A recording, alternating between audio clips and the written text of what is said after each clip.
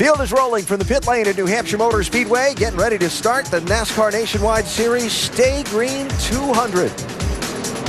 Beautiful 83-degree afternoon in northern New England. Great day for what is expected to be a very hard-fought race. So 20-year-old Ryan Reed of Bakersfield, California is our ESPN in-race reporter today. His first year on the NASCAR Nationwide circuit. And you can see from comparing the numbers, the first dozen races this year to the last 4. Sometimes you take your lumps early in your rookie season, but then those lessons begin to set in and progress begins to be made. Ryan coming off his career best finish a week ago at Daytona that got him in the dash for cash, and today he starts in 13th position, DJ. Hey Ryan, Dale Jarrett, the ESPN, you have a copy? Loud and clear. Hey buddy, we were just looking at your stats. The first 12 races, the last 4, how much better your percentage is as far as the finishing position. I heard you say on Countdown also you had learned a lot as a driver. Can you kind of tell our fans the difficulty that a rookie goes through in trying to learn this series in these cars?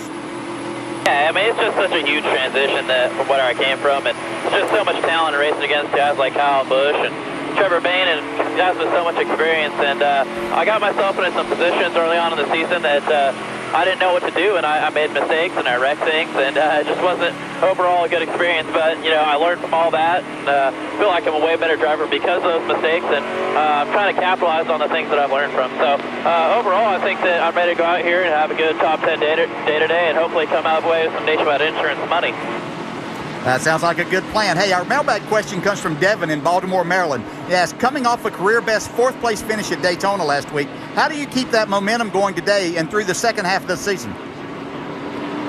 Well, I think the biggest thing is run all the laps. You know, I can't come home with a good finish if I wreck out of this thing. So, number 1, keep myself out of trouble, and number 2, keep up with the adjustments throughout the day with Seth, my crew chief, and I think that if we stay on top of this thing, we'll come home with a good finish. I know we got a strong Roush Fenway Ford Mustang, and see if I can get this Lilly Diabetes, American Diabetes Association Ford a good finish. All right, thanks for talking with us. Hey, good luck in trying to get that $100,000 bonus today, and we'll look forward to talking to you later in the race. Talk to you soon. Ryan Reed, starting 13th today, our ESPN in-race reporter here at New Hampshire. Some great high-definition onboard views for you today from the Magic Mile, including Ty Dillon, who carries our Chevy onboard. Trevor Bayne's got the AdvoCare camera. Regan Smith, a Nationwide Dash for Cash camera. Chase Elliott has the Napa onboard. Elliott Sadler has the Goodyear onboard. Ryan Reed, a Nationwide Dash for Cash camera. Brad Keselowski starting on pole with the Ford EcoBoost camera, and Kyle Busch has our Toyota on board. As we are 1 lap from the start, we check on pit road for a final time in semi-quiet. Here's Dave Burns. Right after qualifying, I walked back to the garage with Kyle Busch's crew chief, Adam Stevens. He said, man, that was a hard way to lose that one. They led most of the final session, but had to give it up at the end. You see, it's a source of pride to win the pole, and it was from there that they won the race last year. Here's Dr. Jerry Punch. With 2 minutes remaining in qualifying today, Brad Keselowski was poised to start 3rd, but that's when crew chief Jeremy Bullins opted to roll the dice. Bullins knew that at this fast racetrack where it is hard to pass, clean air and track position are king, so he sends Keselowski back out with 45 seconds left to qualify. And the result, Keselowski on the pole, has clean air, has track position, and this team has the best pit stall on pit road, all of which, Alan, are a huge advantage here today. Talked about track position and how important it will be if you can earn spots on the pit lane. It's a big bonus for you today here at New Hampshire. So this track measures a touch over a mile around, 1.058 miles to be specific. The very flat but progressive banking in the corners, a little more banking in the outside lane than in the inside, and 200 laps, the scheduled distance. Pace cars off, ready to go racing here in New England for the NASCAR Nationwide Series.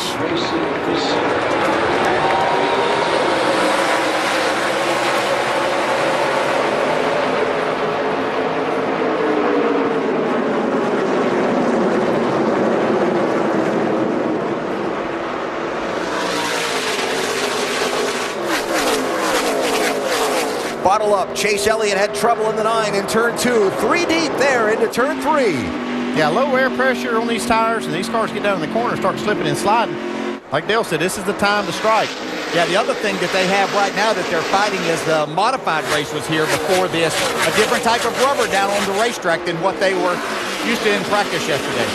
Kyle Busch leads. Got the jump on Brad Keselowski, who chose the outside lane on the start. Busch through to the number 1 position from the inside lane. He actually didn't get the jump on the start. He fell behind Keselowski, but when they got to turn 1, he hooked the bottom, and I mean way down on the bottom, and was able to get by Brad. Keselowski second, Larson third. Chase Elliott has settled out in fourth. Brian Scott fifth. Now Matt Kenseth, who started third, is back here fighting with Paul Menard for 6th and 7th place, 20 and 33. I always found as a driver, to me personally, this was the most difficult place to start the race and do on restart for the first 5 laps after that. It just took time for the air pressures to get up. Once you got then, fun place to race on, difficult to race on, but it is just brutally difficult on low air pressure. Yeah, when we talk about low air pressure, those left side tires are down in single digits. I mean, they look flat when they sit on pit road, and it takes them just a little bit of time to get enough air buildup in them. They count on that buildup to get to a certain point before they have that grip. Matt Kenseth 20, one of the former winners here at New Hampshire, picking up one of those spots he lost in the opening lap. Now Matt up to the 5th position. Yeah, Matt kind of gave a break to Chase Elliott there when they were all battling in there. Instead of kind of pushing the issue, he was able to, he fell back a little bit, lost a little bit of time, but he realized that was the right thing to do. We had like Trevor Bayne out of the groove. Yeah, it looked like he got forced out of the groove in a 3-wide situation. I wonder if he's got a flat tire the way he was riding that thing, or just picked up a bunch of marbles. Make sure you got it down here. He might, because he was really slow. Dylan Kwasniewski under him, 31. They get together. Contact, a lot of contact. Now you get up there to where there's a lot of marbles and stuff outside of this groove. You don't want to be up there slick enough as it is. Yep, there he goes around. Yep. That's over in turn 2, and the caution is out. 87 inside, yellow's out, yellow's out, yellow's out. I think it may have cut a left rear tire down when they had that contact. Yeah, from the contact. 31 got into. Kwasniewski. There it is. Trevor was running in 8th when he had that contact from Kwasniewski, and so now the first yellow out. Just 5 laps into this one. Yeah, bring it to us.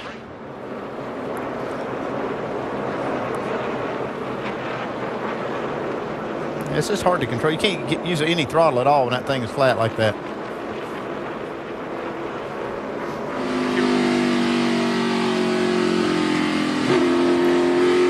Yeah, right there, what happens is those exhaust pipes are coming out on the right side, and on 9 times out of 10, that's what's going to get that tire, that left rear tire. And that bottom groove that the 31 car was in is a little bit, it's flat, almost off-cambered, which means the banking almost goes the other way. And a young driver like Dylan Kwasniewski is probably not aware of just how difficult that is to keep your car at full speed underneath someone in that position. He learned a valuable lesson right there. Didn't hurt him, but certainly messed up Trevor Bayne's day so far. So the Roush Fenway team checking out the damage to Trevor Bayne's AdvoCare car, and he'll have a lot of ground to make up in this one. Kind of opens the door for Chad Norris to make a strategy play now because they've lost all their track position. Yeah, at that point, you don't have anything to lose, so see what you can generate. Pretty good, just slick right now. I mean, obviously I slowed up right there and got into him a little bit more. No big deal. Kwasniewski and Pat Tryson there, back and forth on the radio. Tryson, his crew chief. A little bigger deal for Trevor Bayne. Yeah, and these are things that you have to learn as a rookie, as a young driver in this series, coming to these places the first time and understanding what you can and can't do and just how much the track has probably changed from what he saw yesterday in practice. So first caution out pretty early here at New Hampshire. A little contact between cars sends Trevor Bayne around with a flat left rear. ESPN's coverage of the FIFA World Cup concludes tomorrow with Germany taking on Argentina in the final. Lionel Messi, can he work his magic for Argentina? ABC, 1 Eastern Time, the 2014 FIFA World Cup final. You can also see it live on Watch ESPN. Been a lot of fun watching the matches over the last couple of weeks. Green flag here in New Hampshire. Kyle Busch choosing the outside lane. Brad Keselowski, that yellow 22, looking for a way around to reclaim the top spot.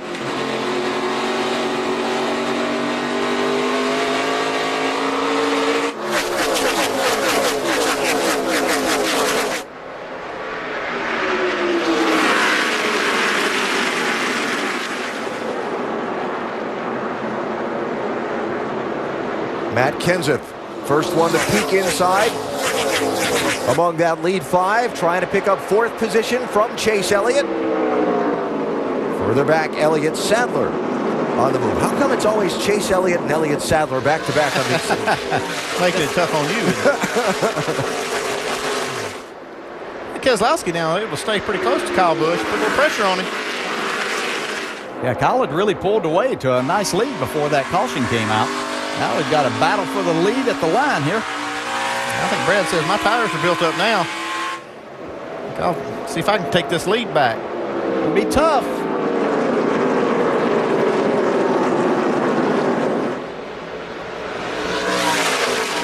This is one of those tracks, it seems like. I see a car down on the bottom. That's Josh Wise. He was having trouble finding, it sounded like maybe the gears were out of it or something, because he was coming by here with the engine revving, but no power on that 40 car. Well, Trevor Bain would like to see a caution so he can get a free pass here. Yeah, Trevor lost a lap on the pit lane after that flat tire and spin.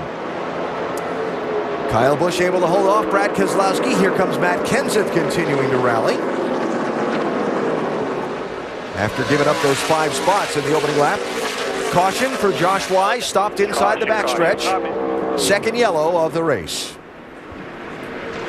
I mentioned before, after the field went roaring away on the restart, Josh came by trailing the pack, and he was revving the engine, but it wasn't going anywhere. So, Transmission rear gear, something. Yeah.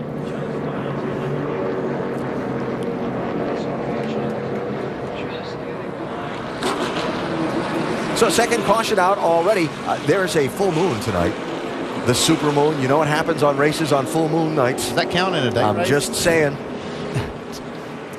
Brendan gone. A little bit of wall contact.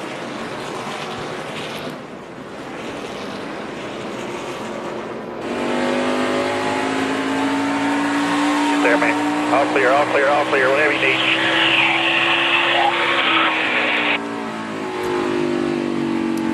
All clear. So no foul, but we don't know if it's no harm on that 62 car. Well, you know, years ago, that used to cause a lot of You got problems. 4 tires, Today- no scope powder damage. We'll do a little work on the right, but I want to get 4 tires on it. Today, I don't think that these cars get nearly the damage from that kind of contact. I saw him run off a road course a few weeks ago 3 times and win the race, so I'm thinking he can come back. And the car looked way worse than it looks now. Pit road open. No takers. Trevor Bain, free pass on the caution. He'll come back around onto the lead lap. Doubling up for the restart here at New Hampshire Motor Speedway. Reminder that you can check out NASCAR.com/RaceBuddy for enhanced coverage today from the Magic Mile. A couple of stories to clean up before we go green. First of all, Matt DiBenedetto's retired his car and has now gotten into Jeffrey Earnhardt's car as a substitute driver. Jeffrey's still nursing that broken shoulder. And Ty Dillon had to start at the back of this field. At the end of qualifying today, his team thought something wasn't right with their car, got permission from NASCAR to push it back to the garage early and have a look at it. They found a spring that wasn't quite set right, and it had their front end heights all messed up and so on. And so they had to fix it, and those are not allowed post-qualifying and post-impound adjustments. Ty had to start in the back. You see what he's gained since the start of the race. I can see the front now. Out that's P20, lap 14. Almost a car a lap. Oh, you did it. 40 cars. P20, lap 14. Doing good here.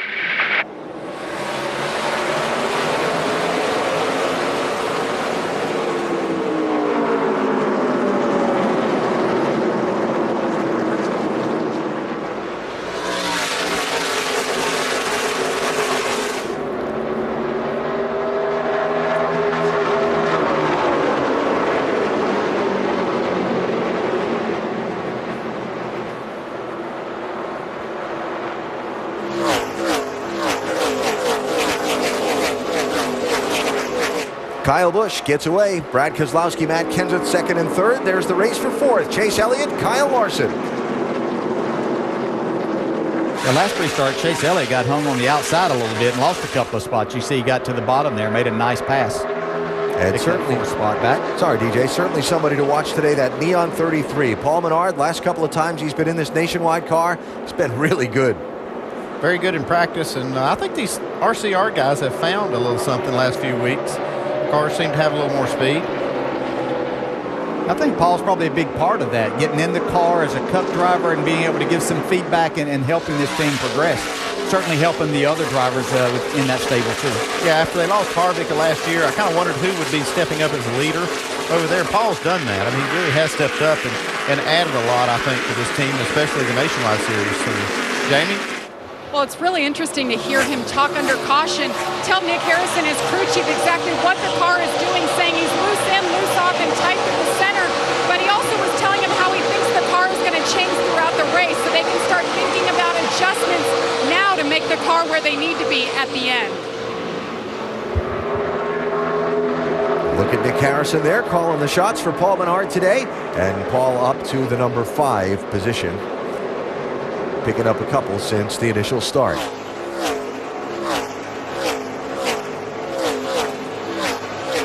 Good look back through the top 10 there.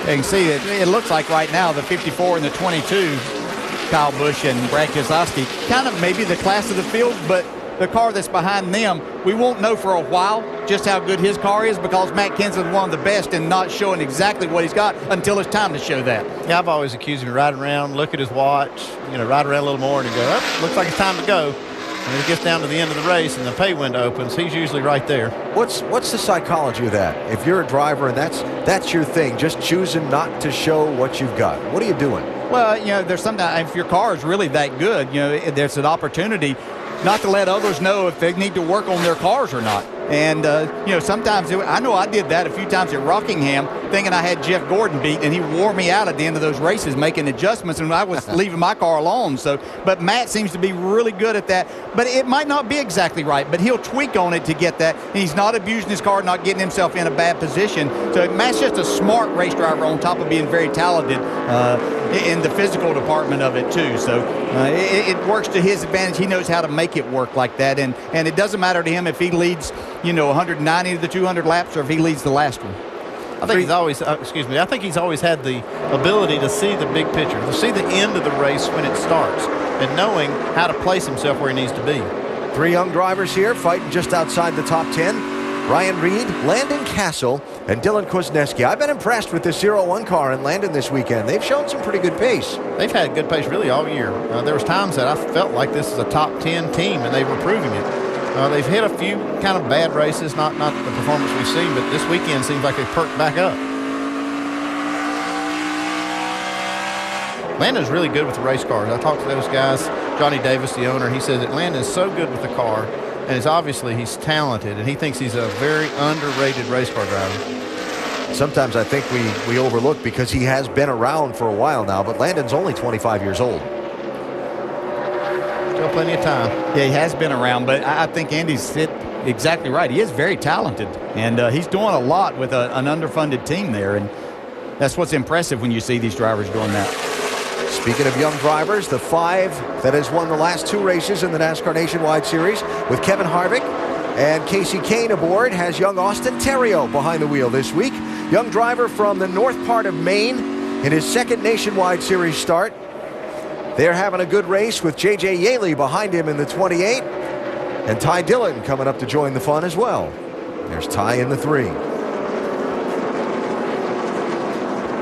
Theriault is from Fort Kent, Maine. I was with Ricky Craven in Austin the other day at a charity golf tournament here.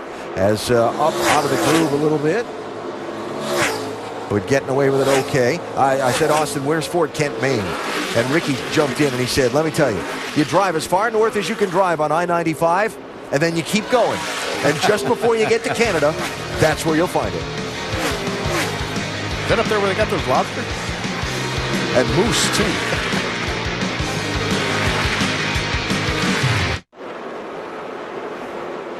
Back live at New Hampshire, side by side for the lead. Kyle Busch, 54, trying to hold off Brad Keselowski, 22, and lap traffic just ahead.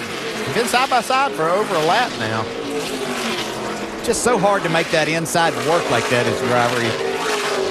I think the 22 is a better car. He came from probably 8 or 9 car lengths back to run this 54 down, but running him down and passing him is a whole different matter here, especially on this racetrack. Just you have no banking down there to help your car. So you've got to rely on all the mechanical grip and the tires right then.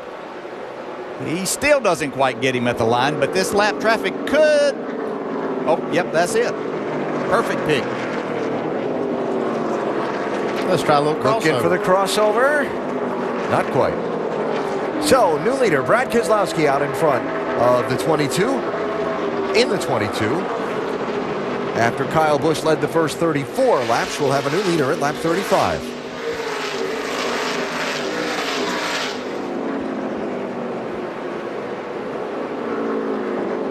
This 22 team has been a factor in every race this year, but a variety of things have kept them from winning. If you compare the numbers from last year to this year, the performance for this team is about the same in every statistical category except one: wins. Yeah, I talked to Jeremy Bullins, and you think that would be getting him down and the team down a little bit, but it's not. He says they're very encouraged by the performance of the team. It's just circumstances that can keep you from winning races, and it's also, good fortune that puts you in there. So they had a lot of that good fortune last year, and he's still optimistic that it's going to turn around, and they're going to find victory lane a lot more in the second half. Had some trouble with pit road speeding penalties the last couple of races while in position to contend for the win. So Keselowski now out in front. This is the view from Kyle Busch, who now runs second. It's shattering the rear tire, what Tony was talking about early in the run, and then it's sliding the front tire, so I just do not have the grip that I need. That's hard to fix. When you have one end sliding, then the other, so you don't really know which end to work on because it's so hard to figure out what's going to give you the most speed. Yeah, I was having a conversation with Kyle yesterday just about the track and his driving of this track and how he's been so successful here and how the car, he was telling me how much the car changes throughout a run and how you have to adapt as a driver, how you may attack it with a lot of brake at one point early on and you've got the grip of the tires and then it changes. And he wouldn't tell me everything. He said, I can't give you away all my secrets, but it was very enlightening to hear that and have that conversation with him. But what's he finding right now, Doc? Well, you heard him say about DJ, and just to go to his crew chief, is that the rear is so tied to the track, the rear is down in the track as it chatters, but the front has absolutely no grip. So I got to get the rear up off the racetrack to get the front to grip it all to turn. He said, you guys got to find a way to fix it. And Andy, I got to wonder, as a crew chief, I know it's a tough issue, but what do you do here if you're Adam Stevens on that first stop? Well, that last bit of information, Doc, that you said about that Kyle gave them is so valuable because now, okay, he's kind of suggesting let's work on the front. Let's get those front tires working, and then I can manage the rear. And I think that's really good. I think that's what they'll probably end up doing on the next stop.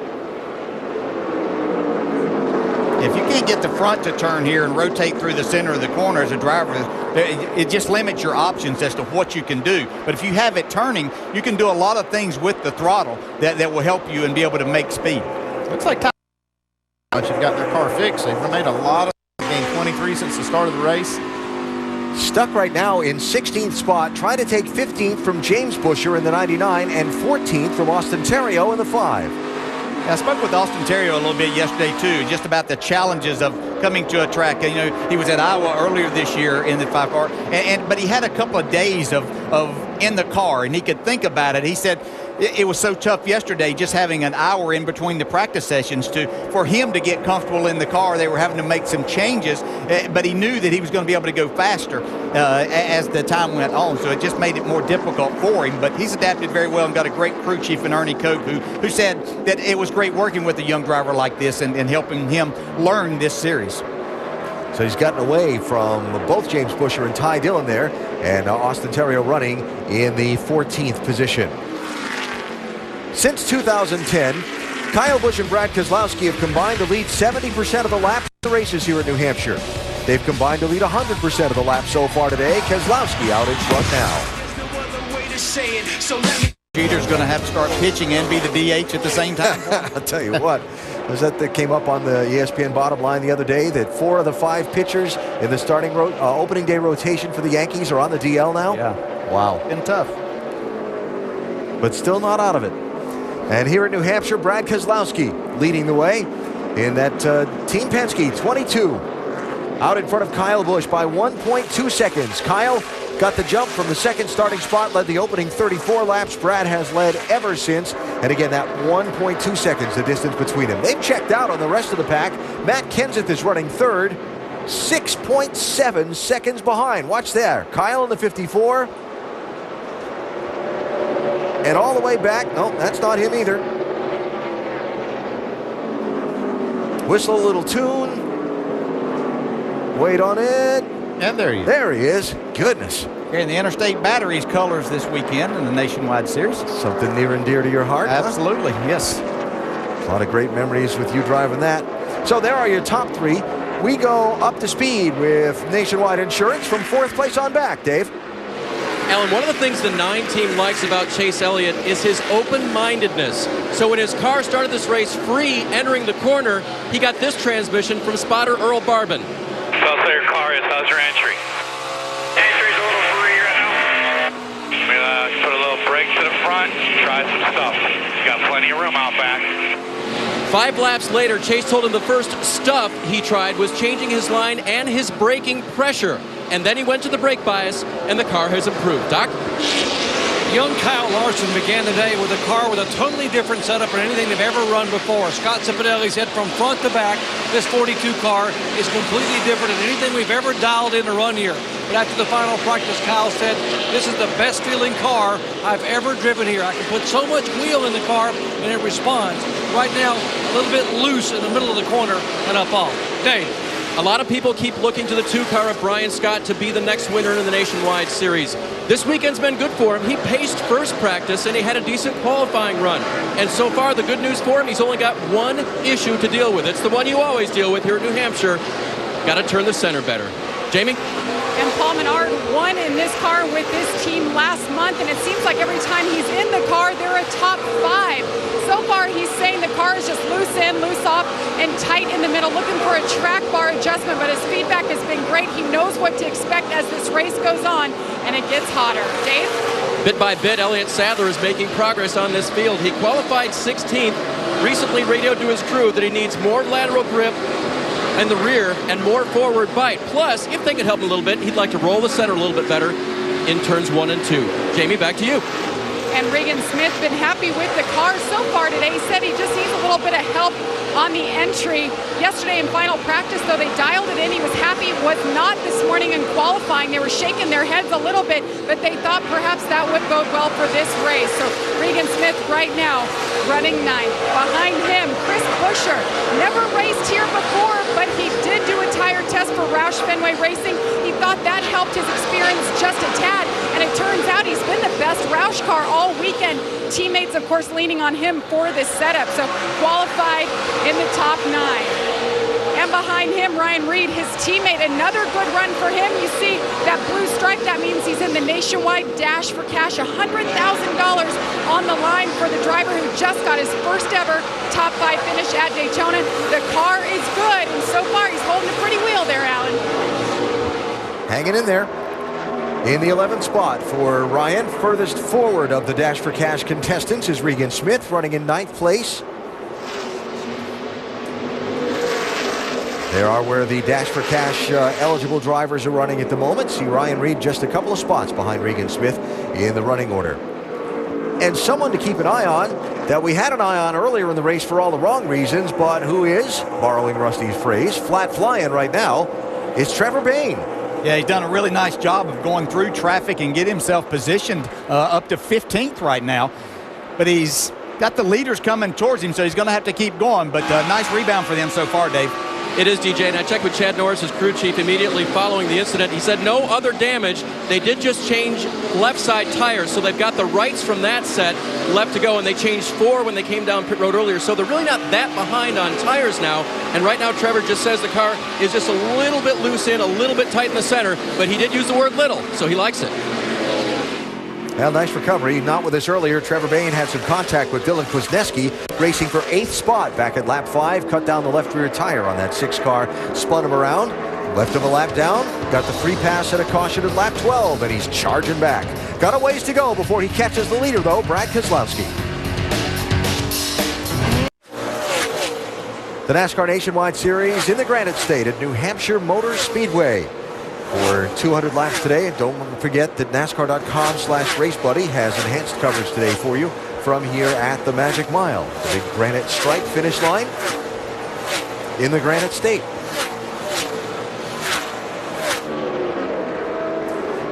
Brad Keselowski, second leader of the race, taking the lead from Kyle Busch at lap 35 and pacing the field since.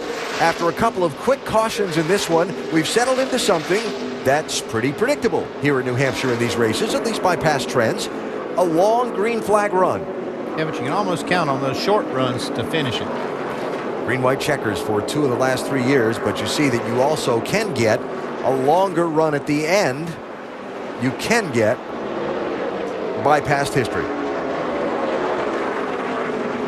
And that, back to what we talked about at the top of the broadcast, Andy, is what makes calling the strategy for the crew chief so difficult here. Yeah, when you can't count on exactly how many laps to go. I mean, we saw one of those races went 213 laps. Yeah. That's hard to try to calculate in your fuel mileage calculation.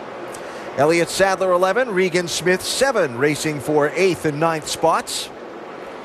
Yeah, Regan Smith's just taken that spot away from Elliott Sadler. Looked like Elliott had been pretty good. He'd actually run up to Paul Menard in the 33 car, but has fallen back from that, and Regan Smith has taken the opportunity to go up and take the spot away, move into 8th in front of Elliott. Some hard feelings between these drivers after a tangle late in last year's race. And these are 2 of the 3 in that very close fight for the NASCAR Nationwide Series Championship. Lead right now coming into today's race, not a very big one. Here's that late restart, 7 and 11. Yeah, just the hard racing that we talked about. You know, you realize that you've got to get what you can in those opportunities, and a little contact there makes it so tough. The drivers had a few words.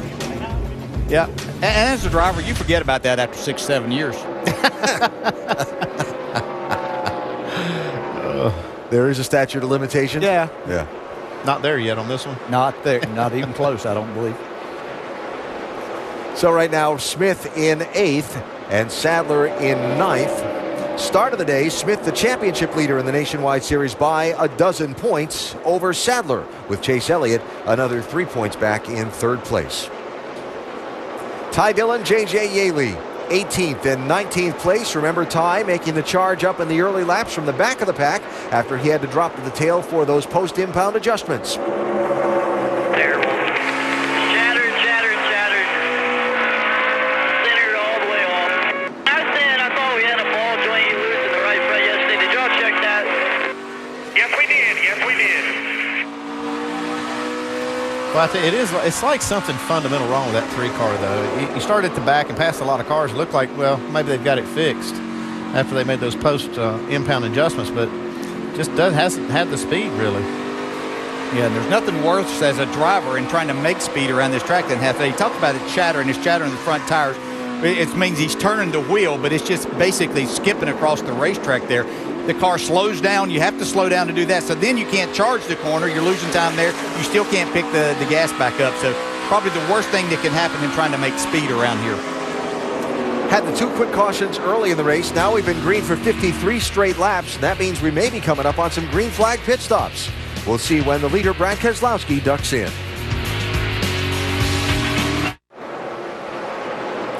Little dicey moment here in New Hampshire as we come up on a window for green flag pit stops. Jake Crum in the 86, maybe out of fuel.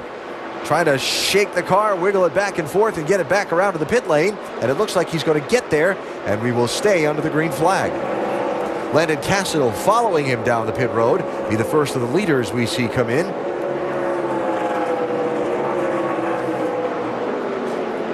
There is Landon in the 01. Little crossover there to get to his pit stall, Dave. Landon Castle had been running in the 12th position, a pretty good run for him. He was just a little bit loose, so the crew talked about making just a slight air pressure adjustment, fill him full of Sunoco fuel, and then sending him on his way.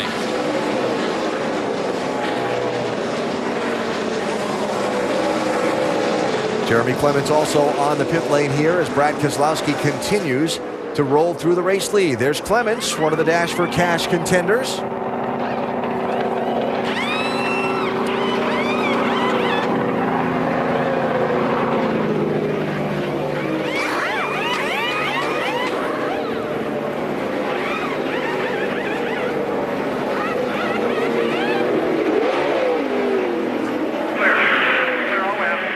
Dr. Nick Sutton, man in the jack, and carrying our over-the-wall camera today for Jeremy Clements. Jamie? Dylan Kwasniewski in his pit box. He just made his way down. Oh, and sliding his way down is James Busher, the 31. Dylan Kwasniewski saying the track was just so loose early on. That's when he got together with Trevor Bayne. 4 tire stop here, track bar adjustment as well to help the handling of that 31 machine. Things going to get a little dicey on the pit exit. Jake Crumb's car rolled away from his pit box, but then stalled. The crew's out there getting it while cars are coming in for green flag stops, Jamie. And Paul Menard made it into his pit box all right. You see the wrench in the rear windshield. They're going to make a track bar adjustment. He said the right front felt like a basketball. He needed that adjustment. The car has been overall pretty good today. They just needed help in the center. Dave? Cash for cash player Ryan Sieg is on pit road. His car was a little bit loose on entry. They adjusted for that, filled the car full of Sunoco fuel. Ryan is back on his way.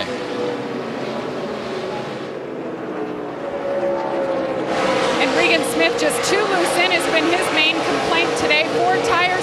They made that air pressure adjustment already. They're also going to put that wrench in the windshield there. Waiting on fuel. It's all about packing it as full as he can. Extra long pit stop for Regan Smith. Meanwhile, Chris Busher is in his pit box, been the best of the Roush cars all weekend long, saying his car is pretty decent. Track bar adjustment, air pressure, 4 tires and fuel to get that car to his liking. Dave? Late in the run, Chase Elliott was still running in the 4th position. He's saying, now I'm waiting too long on gas and I'm tight in the center. To fix that turn a little bit, they're going to take air pressure out of the right front, and they're also going to add air pressure to the right rear, filling full of Sunoco fuel. You see a wrench in the crew member's hand as well, trying to make this car right for him. As for Elliott Sadler, he's on pit road as well. He was running in the 9th position. He said, I need more help on exit and I need rear lateral grip. The crew going to work for him, and they're filling him full of Sunoco fuel as well. Meanwhile, Chase Elliott's car is silent. Chase Elliott's car is silent on pit road. It looks like he was out of fuel. They just got it refired. Matt Kenseth in, Kyle Larson in. 4 tires for Kenseth, chassis adjustment, right rear. Matt said the car was too tight, exit off. They made an adjustment, air pressure left side. He is away. Kyle Larson also said the car needs to be freed up a little too tight from center off. They made 4 tires and an air pressure adjustment and got it full of Sunoco fuel. Here's the leader, Brad Keselowski. Down the pit lane, Kyle Busch follows him in. The gap between the two is 3.8 seconds entering the stops. We'll see what it is after the service between 2 of the best teams in this series.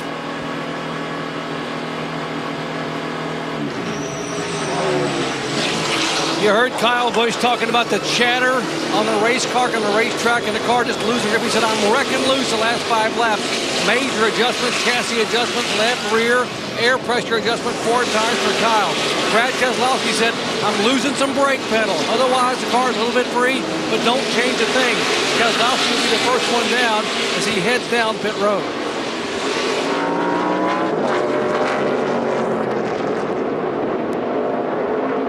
So that makes the leader Trevor Bayne. Remember, on the pit lane twice already in this race. Yeah, the last time was after about 15 laps, so he should have that much laps more on his fuel than these others, so he could go a little while and maybe try to get this lap back. But he might lose the lead. Yep, that was for the But if he can stay out here just a little bit longer, he might be able to keep from going another lap down. You'd have to catch the caution just right.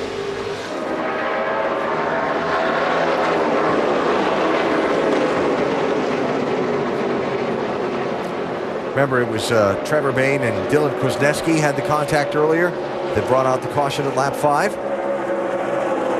Well, this just a moment ago. And this was after 31 had just made his pit stop. See a little message being sent right there.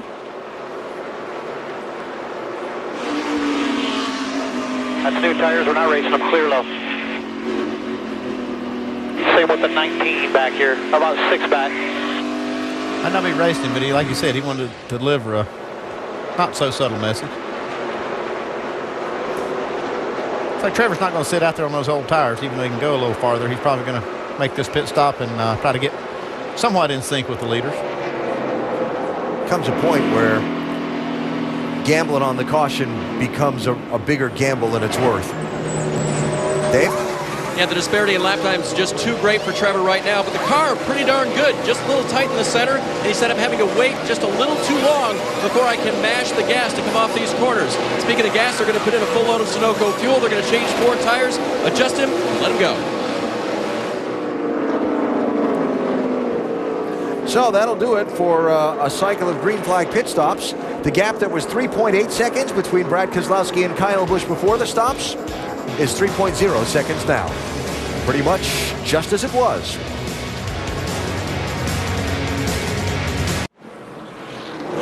Caution out here at New Hampshire Motor Speedway for debris on the racetrack in turn 2, slowing this race just shy of its midway point. There it is. And the pace car will come out and gather up the field and bring them around to pit road. Ended a 75-lap run of green flag racing here at New Hampshire.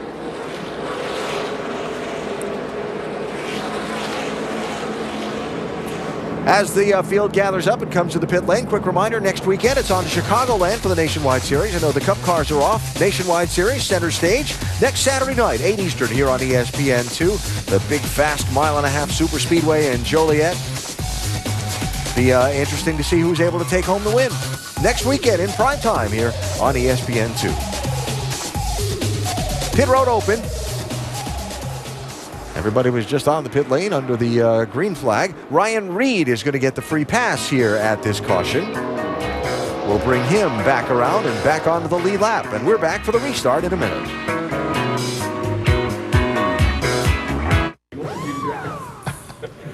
Chase Elliott tearing up the track in the Napa 9 car. It's hard to believe you're only 18. You guys even remember what it was like when you were 18? Nah. Really? No, not at all. I do. I was awesome. Whether you're a rookie, veteran, or a legend, conquer the job with Napa Know-How. Back at New Hampshire, pondering the value of a gallon of gasoline for Chase Elliott. Last week at Daytona, in contention for the win on a late restart, hiccuped as they were trying to stretch fuel to the finish. And then just a moment ago, here at New Hampshire, coming down the pit lane, and just a little bit short. Ended up spending some time sitting in the pit box trying to get the car refired. That has dropped Chase Elliott a lap down now, back to 12th position in this race. One of the drivers in contention for the NASCAR Nationwide Series Championship, along with Elliott Sadler and Regan Smith at this point in the year. Others could join in. But those three bunched pretty well atop the standings for now.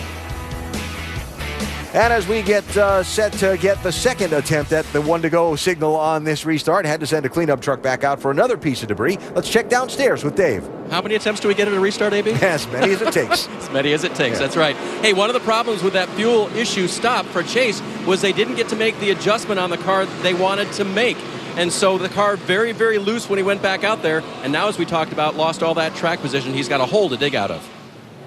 All right, Dave. So again, Chase Elliott back in 12th position now, and he's a lap down to the race leaders. Ryan Reed got the free pass at the caution. Pit stops for lead lap cars, only 3 of them. Paul Menard, Elliott Sadler, and Regan Smith came in under this yellow. I need to be in full seal, save mode or not at the moment.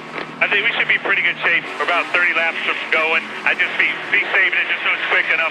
We get right sides down the road here, and we'll need 4 gallons. So we'll be good on right sides and gas.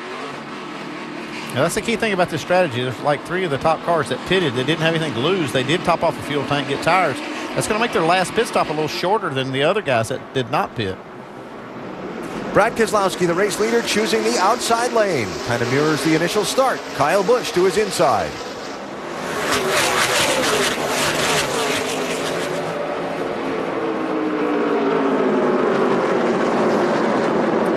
Kyle Larson jumps into second. Yeah, interesting restart by Brad Keselowski there. He kind of got behind the 54 out of his sight and then kind of got a roll and run, and I don't think Kyle Busch was quite ready for that to happen that way. Kyle Larson was, though.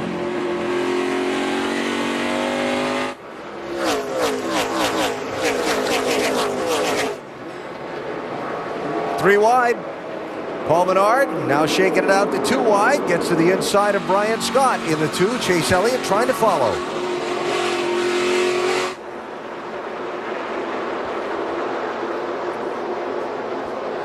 Key car for Chase Elliott in that 9 is the 60 of Chris Buescher.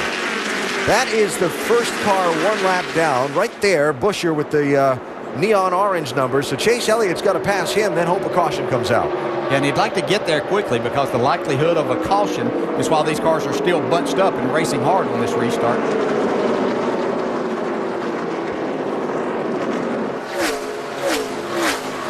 On the other hand, for Chris Buescher's supporters, got to hold off that 9 car and hope the caution comes out. Yeah, this 9 car was really good, though, on the green flag racing that we did.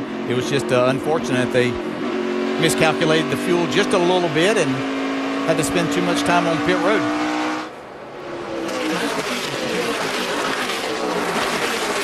Brian Scott, Paul Menard, 7th and 8th places.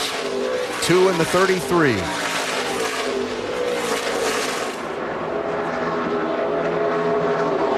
And all of a sudden, Kyle Busch, who was 2nd on the restart, finds himself back in 5th place. It's almost like that last change, or maybe this last set of tires they put on that green flag stop just don't seem to agree with this car. Uh-oh, trouble. Paul Menard into the wall. Yeah, that's some damage, too. Look at there. No caution yet. Inside, right rear is caved over. There's a caution. Now the yellow for debris from Paul Menard's. Bounce off the wall out of 7th place. All right, guys, get ready to get the deck lid down and work on the right rear quarter. Chase Elliott did get himself into that spot by passing Chris Buescher.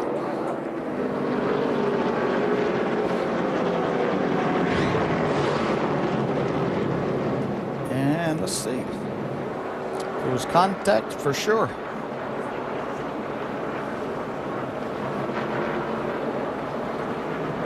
Yeah, I'm not sure that left rear tire didn't get cut down on Paul Menard's, too, by that contact like we saw earlier with Trevor Bayne. Still there. Just ever so slightly, but Clear, 60, clear. hard to tell if it cut that left rear. Yeah, I believe it was okay there. I think it was the contact later as Paul looked like he tried to get down maybe behind the 9, or possibly he was... Or down to the 9? To the 9, yes. Not very happy with the young man there, possibly. But it ended up costing him. Inside. Now, on the continuation of this, I know that's a term for other sports, but by the time they called the caution for debris, word is that Trevor Bayne had passed Chase Elliott. So Trevor Bayne gets the free pass on the caution. So how about that? Okay. Well, Trevor's worked hard. Yep. 54 is coming down pit road here. 2nd to 5th place in that little run since the restart. And Paul Menard in also, Jamie. And he had scuffed tires after that last stop when they filled him up with fuel. Quite a bit of damage right rear and left front. They're going to work on that and add some wedge. Let's go down to Doc. Big break for Kyle Busch. Said the car was absolutely awful. Chassis adjustment, air pressure. He said the car was wrecking loose and plowing tight. He was sideways, said he couldn't do anything with the car. So the caution, obviously a chance for him to come in and check the air pressures, make a chassis adjustment, and get it completely full of fuel. Well, with the long green flag run, not a ton of cars on the lead lap. That's not hurting Kyle Busch as bad as it might otherwise. Doubled up for the restart in the Sta-Green 200 for the NASCAR Nationwide Series here at New Hampshire Motor Speedway. Don't forget, NASCAR.com has updates on all your NASCAR information, and NASCAR.com/green can give you more information on NASCAR's green program. We're green now.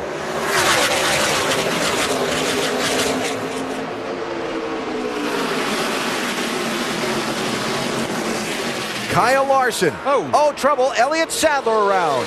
And more. Brian Scott, James Buescher. Get going. Stay high, get going. Stay high, get going. Stay high, get going. Do not pit early if you don't have to. Do not pit early if you don't have to. And counting. Who the hell hit me? Dakota Armstrong, Paul Menard. Hit you in the left rear.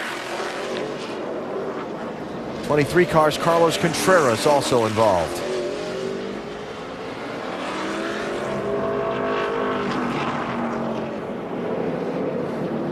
Well, restarts You mentioned about needing to be aggressive, yet at the same time. Yeah, well, you can be aggressive, but you don't want to get out of control and overly aggressive here. Create yourself some issues. See, Elliott Sadler restarted on the outside there. Brian Scott trying to go to a hole that's not there. Yeah, they're just definitely aggressive.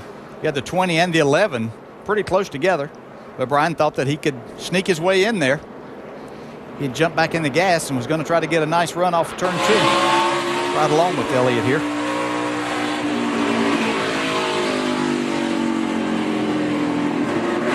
Inside. Get going. Easy.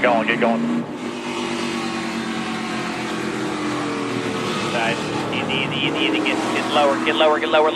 Clear out. You're good. Wow. Seems like Elliott Sadler can't catch a break in 1 and 2 on a restart at this track, can he? Not here, and hadn't had much luck over the last 3 or 4 weeks with things going on. Back down pit road now. His left front down on the 2 car, Brian Scott. Dave? Yep, they need to attend to Brian's damage. Big damage on the left side of the car. As for Elliott Sadler, he did report earlier that that's the loosest the car's been all day. He said it's like the track flipped a switch, so it didn't take much to send him around. They're going to put 11-lap scuffs they had on from earlier today, just on the left side, it looks like. And they already changed the rights as well. They were working on that while Brian Scott's crew went to work on this car. This one has the heaviest damage. Where was he, Dave?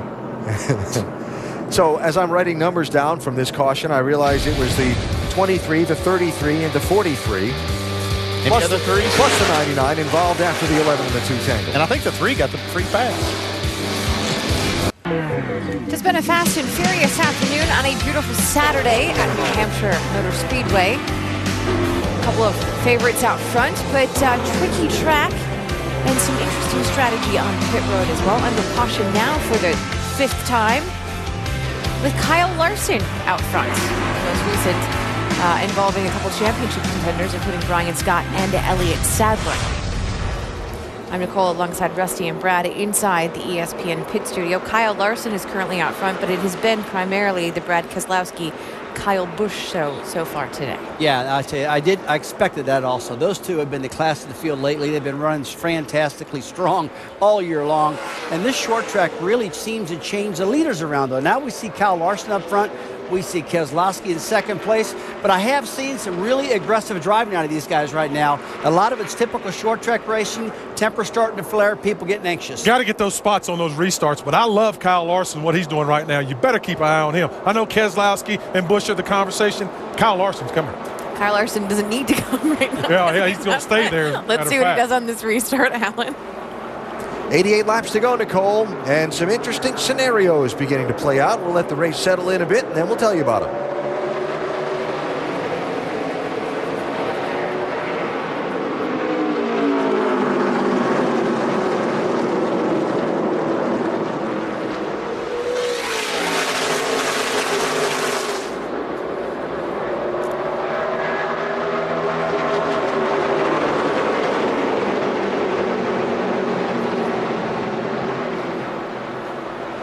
Kyle Larson, Brad Keselowski, Matt Kenseth, Kyle Busch. Now your top 4.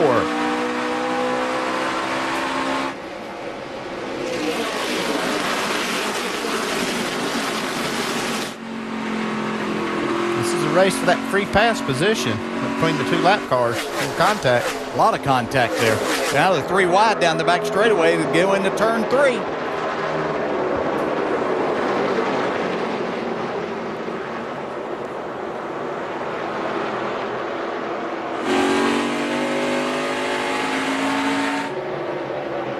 The feeling of getting a little messy.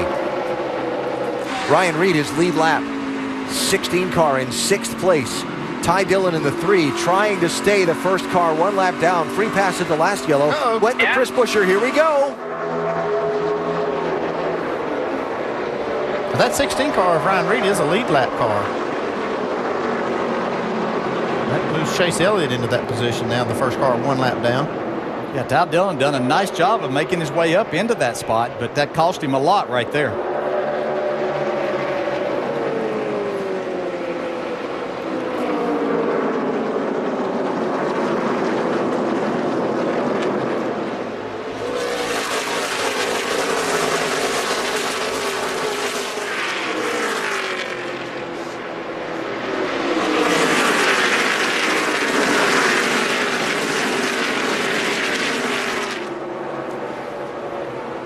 I'm just holding my breath here.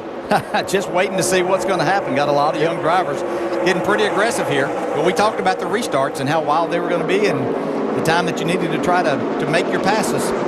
28, J.J. Yaley. 5, Austin Terrio. Racing for 15th and 16th. 36, Ryan Preece. Last year's NASCAR Whelen Modified Series champion.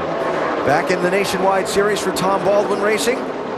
Acquitting himself fairly well in 17th place. So here's the race for the lead. After the restart before this restart, Kyle Larson got ahead of Brad Keselowski. First laps Larson has led all day, but now Keselowski putting on a lot of pressure there to try and reclaim the top spot. And Kyle Larson trying to fight for that clean air to stay up front because I'm sure that's probably the best his car has driven all day. Doesn't want to give it up. Keselowski's led 72 with 117 laps today, looking to make it 73. He will, but not that time. No, he's not giving it up easy. Matt Kenseth right there. Sorry, Andy. Then Kyle Busch trying to rally after the pit stop a little bit ago.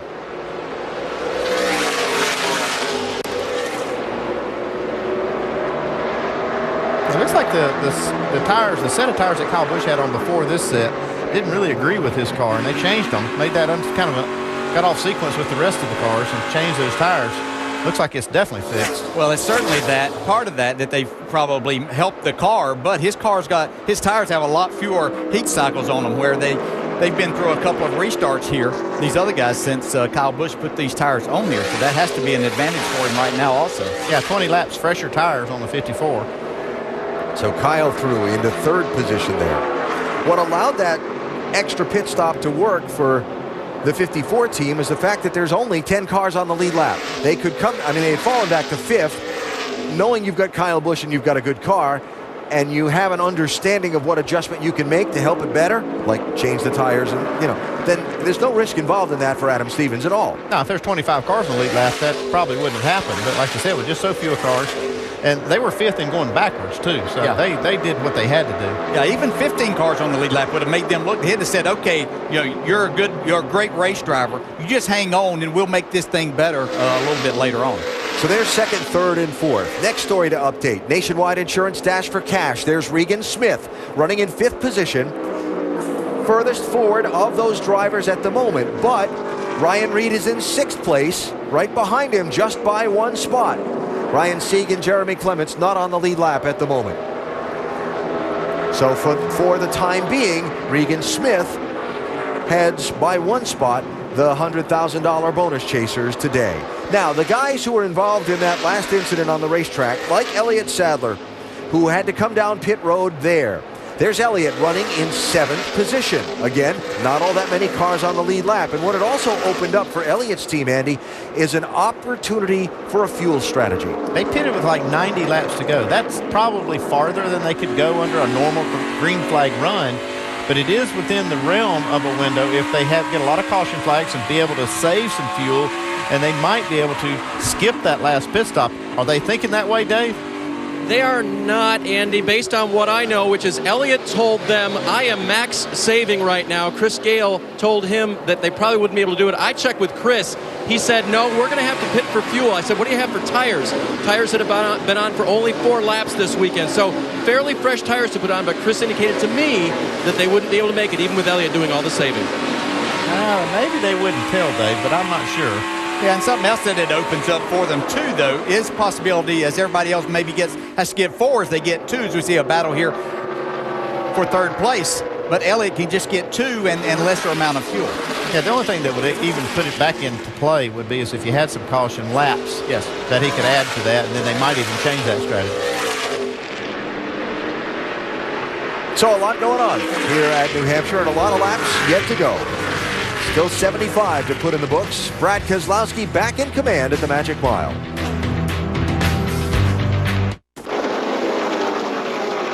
NASCAR Nationwide Series, New Hampshire Motor Speedway in the Sta-Green 200 down to its final 70 laps with Brad Keselowski out in front in the race lead. Reminder, the final of the ESPN FIFA World Cup is tomorrow. Germany and Argentina. See who takes home the championship. The 2014 FIFA World Cup tomorrow at 1 Eastern on ABC and live on Watch ESPN.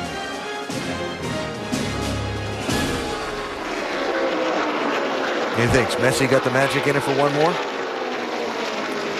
They're going to have to figure out how to score. Is all I saw the other day. So that's Germany seems to be able to do that. That's what he does best. He but does. yes, Germany's going to be tough.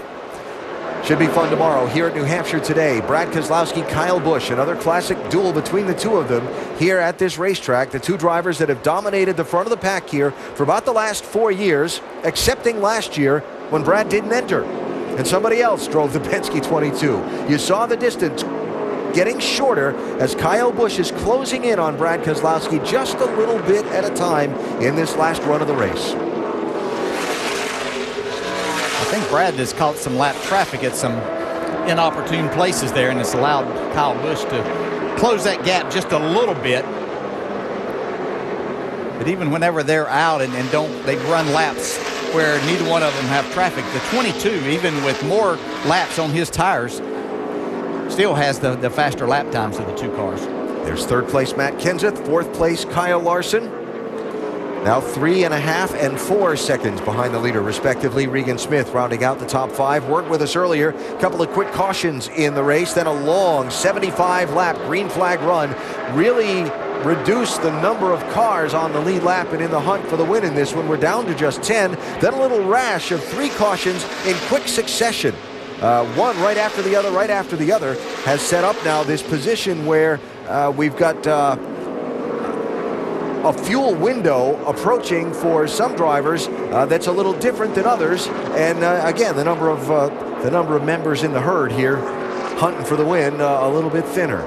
Yeah, it looks like Keselowski is one of those that's going to have to pit the earliest of the leaders. He last pitted on lap 83. Kyle Busch pitted on 103, so he's got 20 laps more fuel than Brad.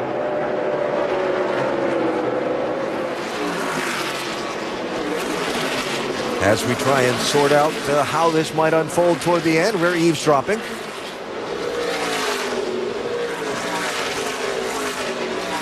right, here's the situation we're in. We're 3 gallons short on gas, which means we're going to have to stop at lap 152 unless the caution comes out.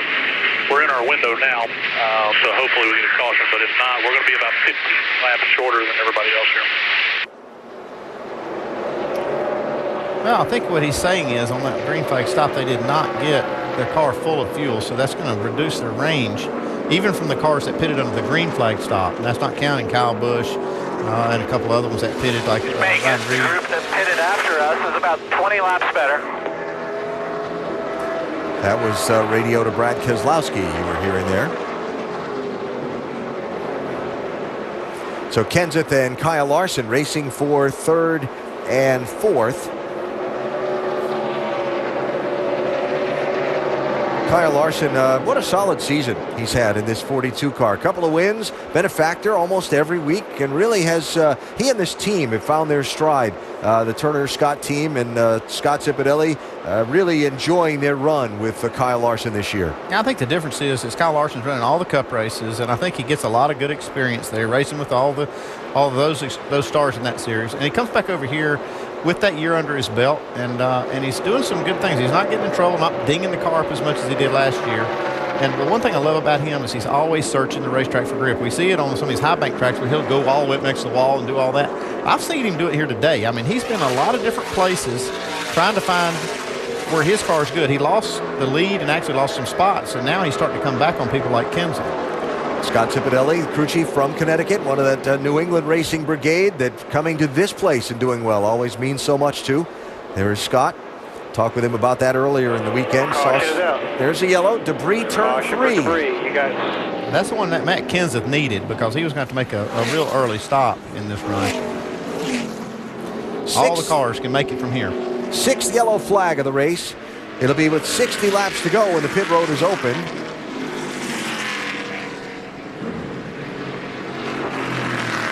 Or maybe with 59 to go since the pace car wasn't able to grab the leader there the first time by. I think I'm pretty safe in saying for sure this time that the 9 car is going to get the free pass. And there's the debris. Looks like a brake duct.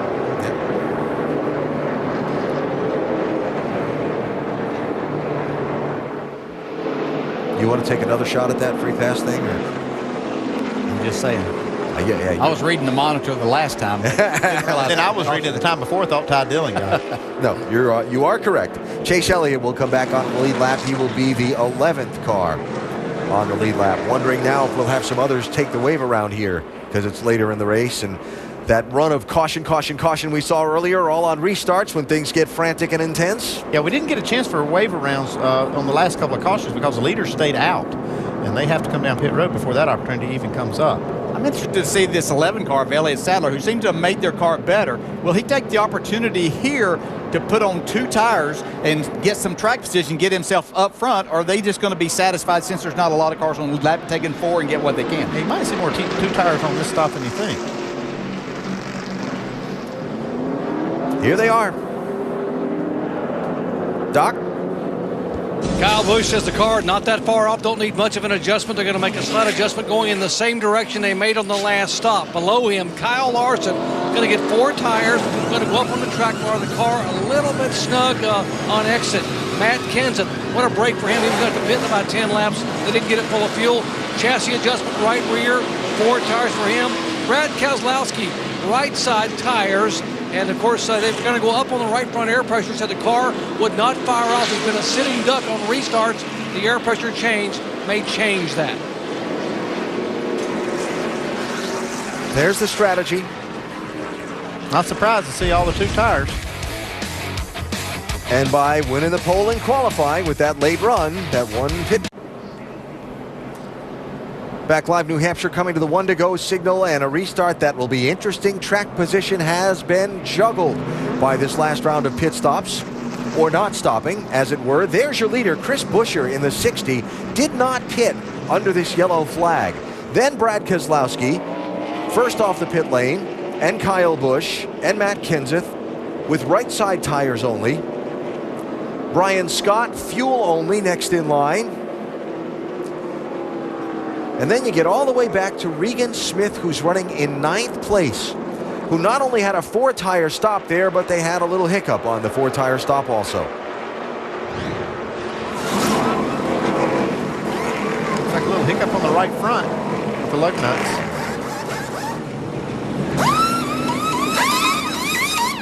Four, come on in. 4. Gas on 4. Going on the jack. 3, 2, 1, stop. It's right side, just right side. No, 4. Come on. Yeah, some of that confusion can mess up a tire changer too when he's out there trying to figure out whether he's going to be changing 2 tires, 4 tires, and you hear all that, and sometimes it can mess you up a little bit. So Regan Smith now 2nd on the racetrack of the eligible drivers for the Nationwide Insurance Dash for Cash bonus money. Ryan Reed runs a couple of spots in front of him in 7th place. Green with 55 laps to go.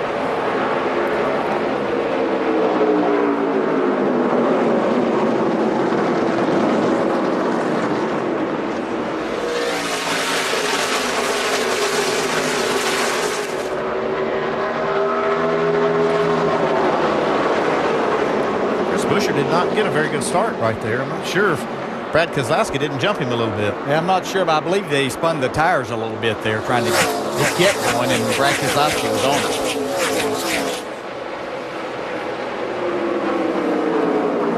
it. Matt Fromm up out of the groove, turn 3, kept it off the wall. We stay green.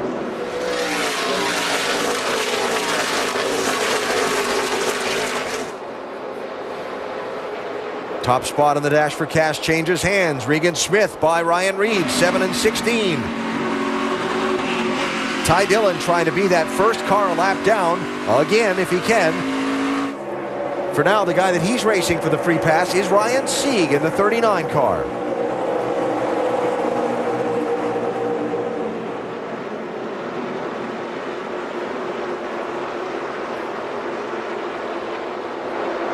Second place, Kyle Busch by Matt Kenseth.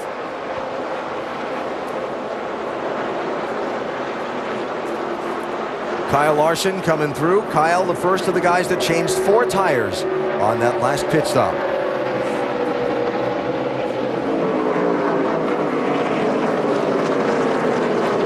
And a little housekeeping. It was Chase Elliott free pass at the yellow, taking wave arounds to get back on the lead lap.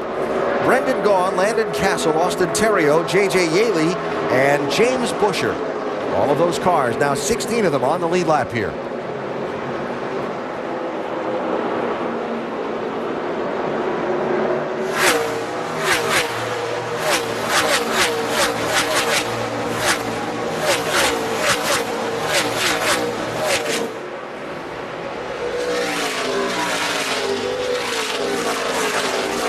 Brian Scott and Elliott Sadler in proximity on the racetrack.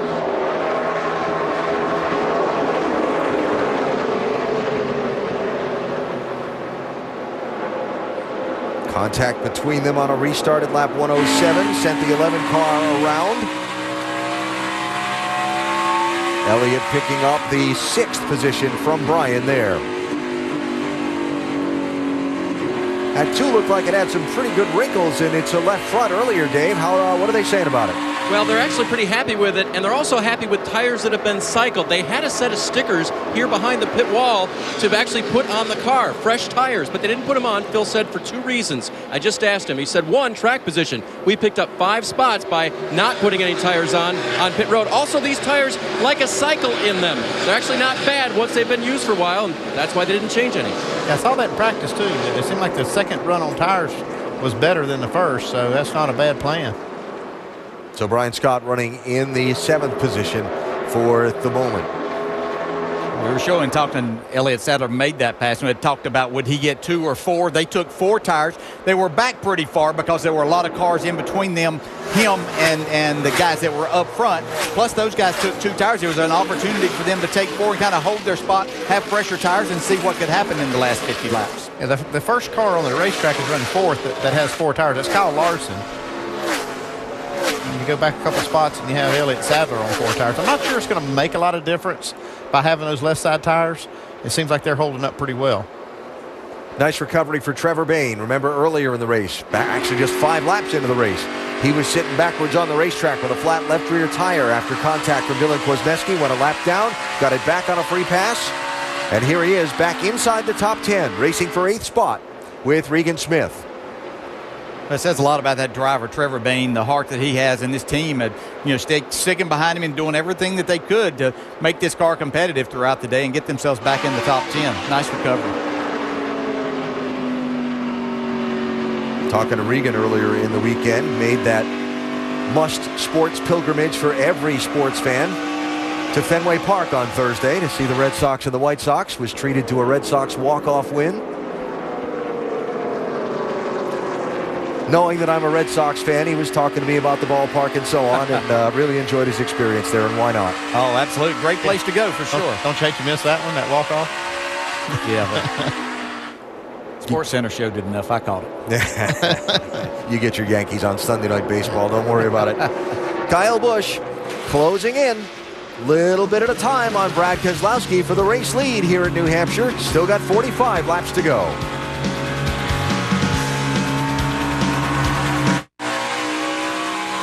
NASCAR Nationwide Series in New England today on a beautiful 83-degree New Hampshire afternoon.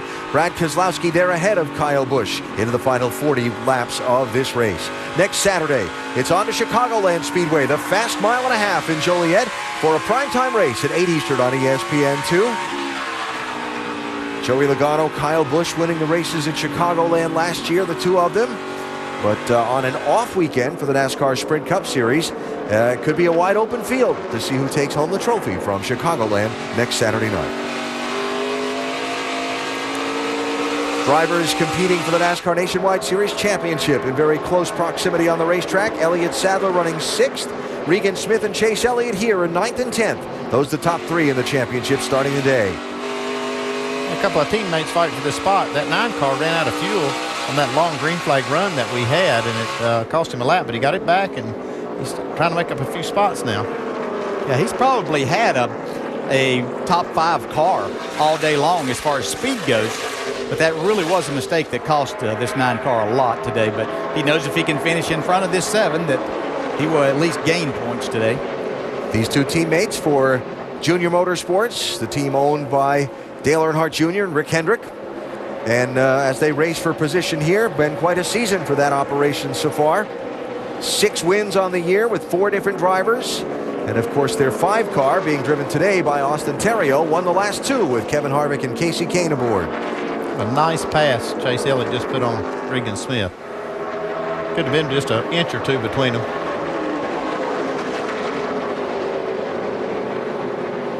A lot of credit being given to Ernie Cope's arrival at that team last fall as helping their resurgence and strength this year, and certainly the driving talent that they've got doesn't hurt a thing either.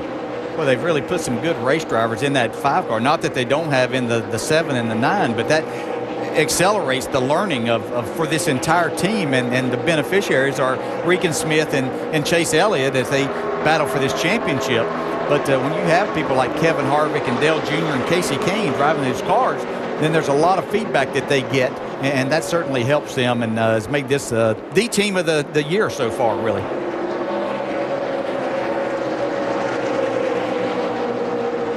So again, Regan Smith continuing to lead the charge for that Nationwide Insurance $100,000 bonus money. Just 1 position on the racetrack, though, ahead of Ryan Reed, separated by about 2 seconds. Now Chase Elliott after Trevor Bayne for another spot on the track. That'd be 8th place. There is Ryan Reed and where he runs in relation to Regan Smith.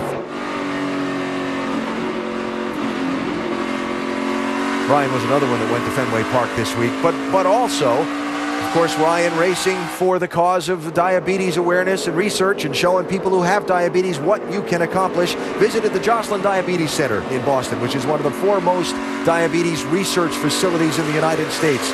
Ed was telling me here in the garage area Friday how absolutely as much research and knowledge as he's gained about the disease, how incredibly impressed he was by the folks down in Boston that he was able to visit with on Thursday. It's impressive what this young man does and what he's done and the cause that he raced for, but the job that he's doing on the racetrack is very impressive also, Jamie.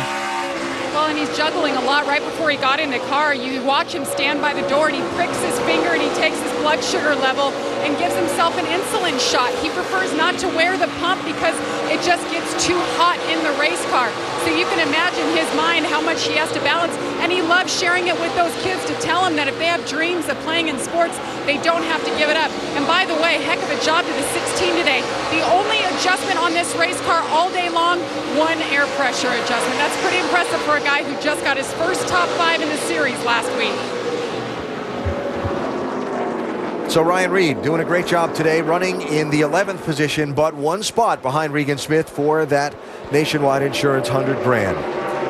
Gap between 1st and 2nd pretty steady for about these last 15 laps or so. Brad Keselowski back to Kyle Busch. I really thought that Kyle's window for maybe going up and taking this lead away had kind of run out, because I think the 22 has shown he's the best car on the longer run today. But Kyle's been able to hang right there for a little bit longer than I thought. But we'll see if he's got anything left. This 22 doesn't really give up anything after they've run 40 or 50 laps. Yeah, the one thing I like about Keselowski as a driver is he closes these races so well. I mean, it's going to be really hard to take that lead away from him.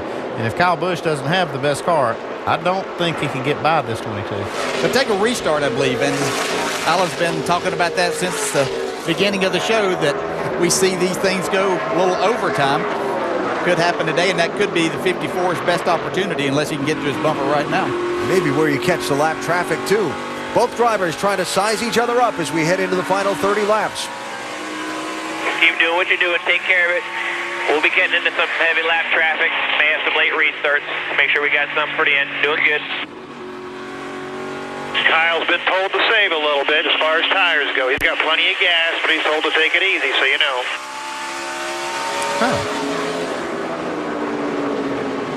Spotters filling in some of the details while the driver is focused on the task at hand inside the cockpit. 29 laps to go at New Hampshire. 2 of the sport's best in the top 2 spots, fighting it out for the win. Keselowski and Kyle going at it in New England.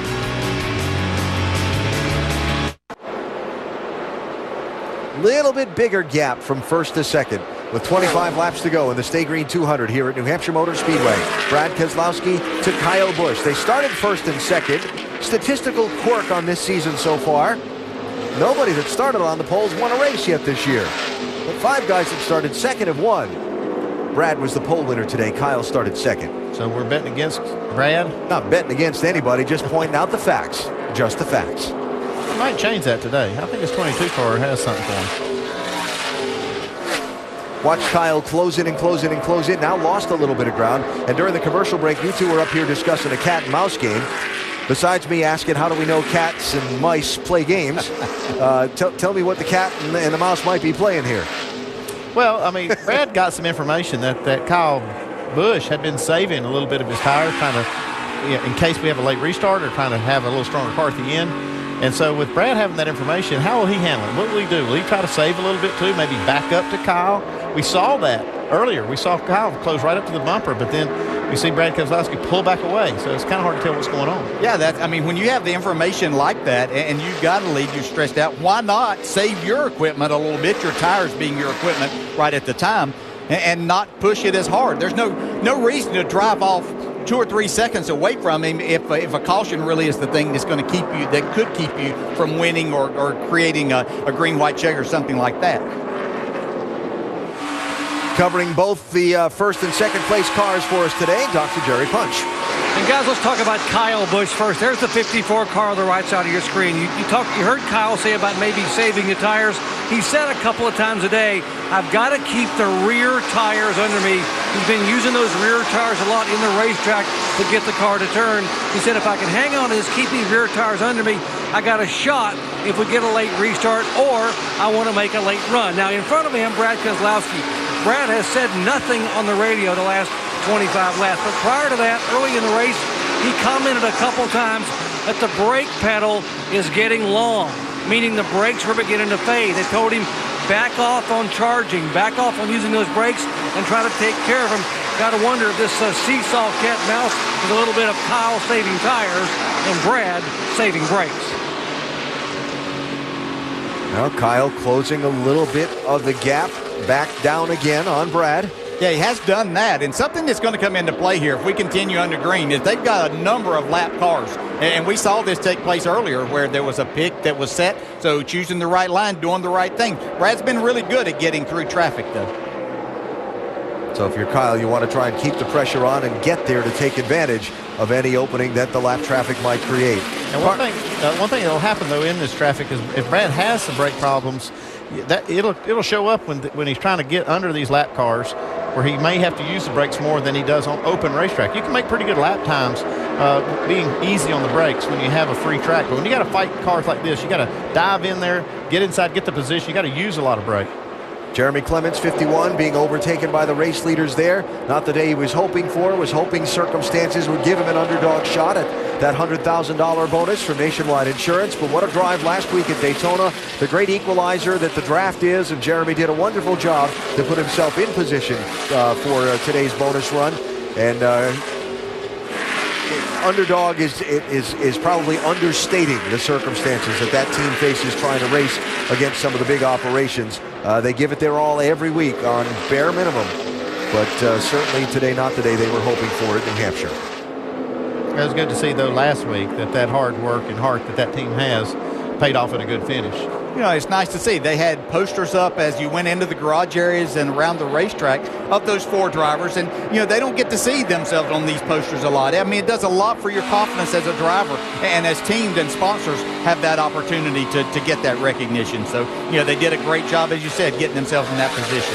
Now, remember, the Nationwide Dash for Cash continues next weekend out of Chicagoland. The bonus winning driver today, plus the next three highest finishing drivers, championship eligible in the Nationwide Series, get a shot at next week's $100,000. Here are three of the title contenders for this year. Elliott Sadler 11, Brian Scott 2, and Chase Elliott 9, racing for 6th, 7th, and 8th. Yeah, if I'm looking at this correctly, it looks like the bubble spot right now is the 2 car. And so I think that's what Chase Elliott's trying to do, is to get himself in that position so he'll be eligible next week. Chris Buescher just ahead of them in 5th position. Then it would be Sadler, Scott, and whoever wins the money today, likely to be Regan Smith at this point. Yeah, and it looks like this 11 car with Elliott Sadler aboard has struggled in the longer runs today. That's whenever they've given up some positions. So he's doing everything that he can to keep himself situated in one of those 4 spots. I'm sure Chase Elliott's getting good information. You know, he's trying to gain points and make these passes, but also with that $150,000 at stake, I'm sure they want to put themselves in position for it. Looks like he's got position on him right now, Dave. Almost. And Andy, 7 laps before that last caution, Chase had radioed in that the car is really good at the end of the run. They did come in and put on 4 tires and fix some fender damage, and that's the biggest advantage he's got over Brian Scott. Remember, we reported Brian Scott did not change tires, worked on his race car, came down pit road, but Elliott's the one with the fresher rubber. While we watch that, the leaders have gotten into some pretty heavy lap traffic also, and it's getting interesting up front. James Busher, 99, trying to stay on the lead lap. He's in 14th place, last car on the lead lap. J.J. Yaley, 13th, second to last on the lead lap. And here come the top 2 working through them. Yeah, and that was huge right there. Brad Keselowski had to make a move there. Those cars were too wide, and he was losing time. Whoa! Whoa! That's amazing what Kyle Busch did right there in that situation. Not to crash and not to lose any more time than he did.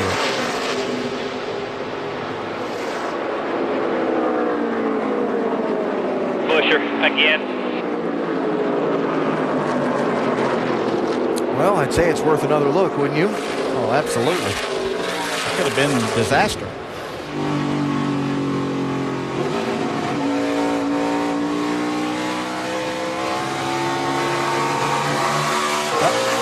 Contact there. Easy. Keep coming. Clear. See, Kyle just had a big run, was planning to go to the outside as he knew the 99 was still trying to make that pass. Almost created a bad situation for himself.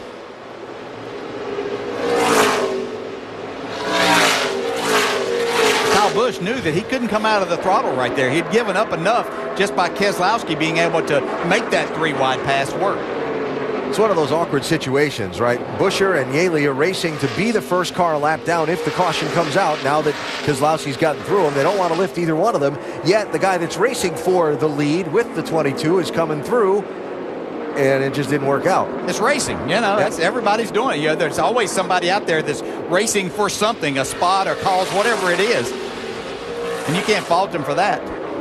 Ryan Sieg being taken a lap down there by the leaders also. 39 car, a second lap down. Again, that fabulous drive at Daytona last week. Young 27-year-old from Georgia with 5 people on his race team, including himself, working on his race cars, doing everything they can to get to the racetrack every week. And from time to time, showing some really good strength this year. And I know, DJ, he certainly has impressed you, and we're hopeful he's impressing maybe some of the owners or some of the bigger teams. Yeah, I certainly hope that someone else out there is paying attention. I had the chance. I went down yesterday and observed the race team for about 20 minutes just watching. It was just so old school. It took me back to my years of racing in this series and trying to make an impact and just how they go about things. You know, you see all these teams, all the high-powered things they have. Their crew chief up on top of the hauler yesterday, there's no monitor up there for him to look at lap times. He's using a handheld stopwatch to do that. They did have a monitor in the pit stall there in their garage area,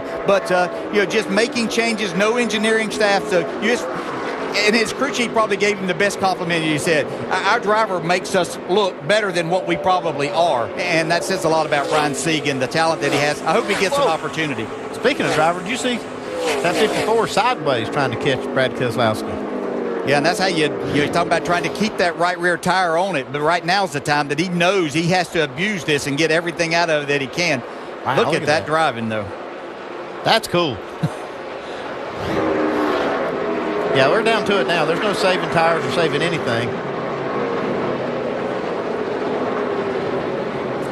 One thing that might change the Dash for Cash picture quickly, Chris Buescher in the 60, running in 5th place right now, but he last pitted at lap 109, and he's one of those guys that is currently occupying one of the spots for next week at Chicago. He's probably either going to run out or have to stop here. He's pretty close. I think he's right there on the edge of the window. That's why they stayed out. I think he might have been counting on maybe another caution to get some caution laps, but he's probably going to be right on the edge of making it, Jamie. Right on the edge is right. Scott Graves is his crew chief, and after they decided to stay out, I went and asked him, are you guys good? He said, we should be good to the end. That'd be about 81 laps. That's pushing it. But I said, what about green, white checker? And he kind of shook his head and showed his teeth like there's no way. So remember, there were a few caution laps. He was able to save a bit, but if we have a green, white checker, look out and watch for the 60 to pit. Yeah, he didn't even want to hear you mention that probably. If it hiccups, Could change the picture around for who gets the race for the bonus money next week at Chicago. If they can stretch it, more power to them. Yeah, and it just shows you the gamble they're willing to take to get themselves in that position. They put their driver up front. He's done a great job of keeping himself up here in the top 5. You know, the only 4 drivers in front of him are all racing tomorrow also. Yeah. So he's done a tremendous job. Gap growing 1st to 2nd. James Busher running dry on fuel. Yeah, he's one that pitted 1 lap earlier than Chris Busher. So that shows you what kind of shape Busher's in. James took the wave around. The other Busher. Yeah, James took the wave around at lap 141 when all the other guys, the lead lap guys, pitted for fuel. So he just ran up a lap short. J.J. Yaley has just pitted also. He was the last of those wave around cars to try and make it go. 7th and 8th place. Brian Scott, Chase Elliott. And it's been an ongoing battle here. Austin Terrio out of fuel. Another one of those wave around cars. But you got to be careful now. There's a caution coming out for one of these cars.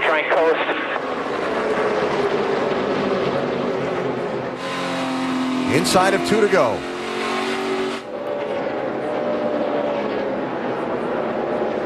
Elliott Sadler had his hands full there. Little bobbing and weaving up off the corner. Kept it off the wall. He knows the importance because the chances are if he loses that spot, lets the 2 car get by and the 9 car is ready to pounce also, that would put him outside of that being part of the Dash for Cash next week. White flag, 1 lap to go for Brad Keselowski. Now this 22 team has, as we stated earlier in the race, been in position and a contender for every single race. It was just a couple of weeks ago at Kentucky that Keselowski just dominated, but had a pit road speeding penalty that put him back in the pack and cost him a chance to win. No such hiccups today. He's going to wind up leading the most laps from pole position and scoring his 29th career win in the NASCAR Nationwide Series. Checkered flag, Brad Keselowski. Great job. Thank you.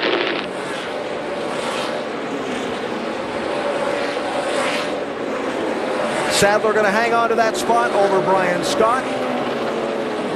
Regan Smith gets to the checkered flag and collects the $100,000. And the 60 car did manage to make it and finish 5th. That's a lot of laps. The young man did a great job.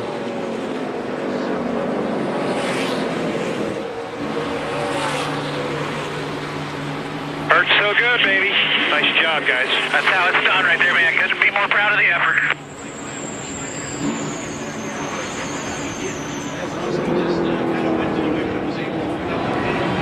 How'd you like this winning percentage? 9 for 16. Good job, everybody. Thank you. His last 16 starts in this car, Brad Keselowski's won. It's a pretty good percentage. I'd take it any day. And yet, just the 2nd win of the season for Team Penske. The head-to-head duel we expected at the start of the day between Kyle and Kesey did materialize, and it is Brad who will take home the checkered flag after celebrating with the American flag. Ladies and gentlemen, he put on a show for you today at number 22. And Brad Keselowski returned to the site of his first NASCAR Nationwide Series victory. He's done it again here at the Magic Mile. He has won the Sta-Green 200. Downstairs to Dave. Kyle Busch just hopped out of his race car, finished 2nd today after challenging today, Kyle. We're curious if the contact with the 99 took any arrow away from your car at the end that kept you from catching him. Can't hear you. Monster Energy Camry was 2nd place car all weekend, you know, so glad we could get what we could get out of it today. It's just a hard-fought battle there at the end, just trying to get everything I could out of it and come close, but I couldn't maneuver around anywhere.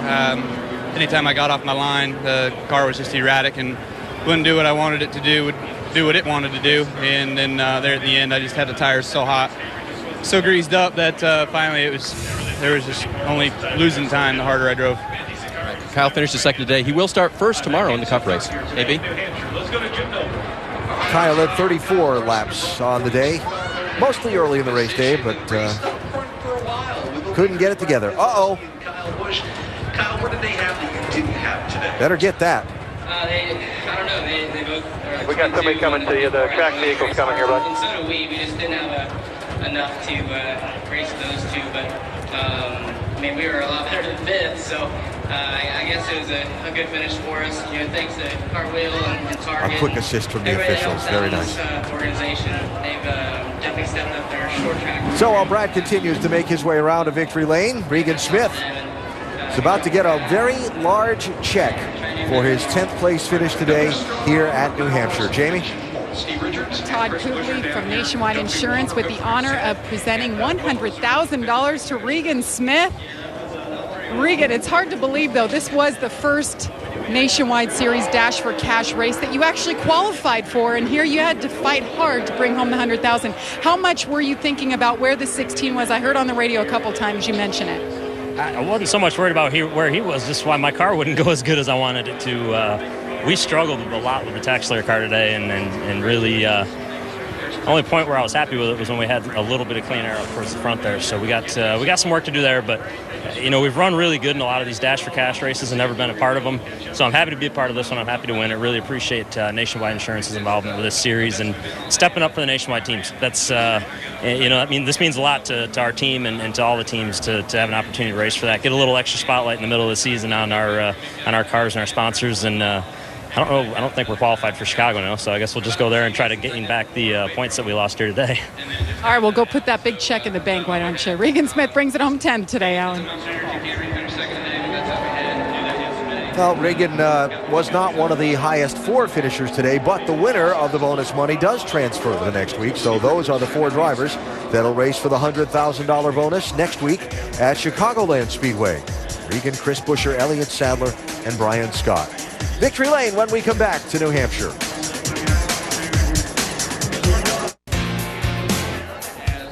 Brad Keselowski accomplishing something today at New Hampshire Motor Speedway that only one other driver in this track's history has accomplished. Winning more than one of these NASCAR Nationwide Series races, Kyle Busch and Brad Keselowski, the only multiple winners here ever. Brad's in Victory Lane.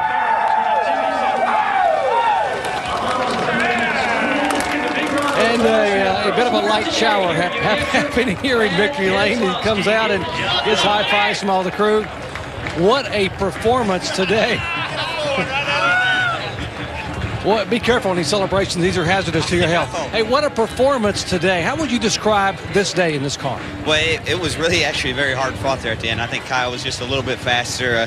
His team did a great job of taking advantage and making adjustments, and he was really good. I didn't think I was going to be able to hold him off, but this Hertz team, this Ford Mustang was good all day. Just really good at the start. And Jeremy Bollins, everyone on the team did an excellent job. Seems like every time I drive a Hertz car, we win. So I want to keep driving this one, but just really, really proud of the effort. And, you know, this team, last time I drove this car, Doc, I was at Kentucky, and we had a great car, and I sped down pit road and kind of choked away the win. So I'm glad we didn't do that and had to make up for it a little bit today. You mentioned the only two issues I could hear all day were one was a long brake pedal, maybe the brakes sort of coming and going, and also the problems with the takeoff. What was that about? Yeah, you know, I just couldn't get going.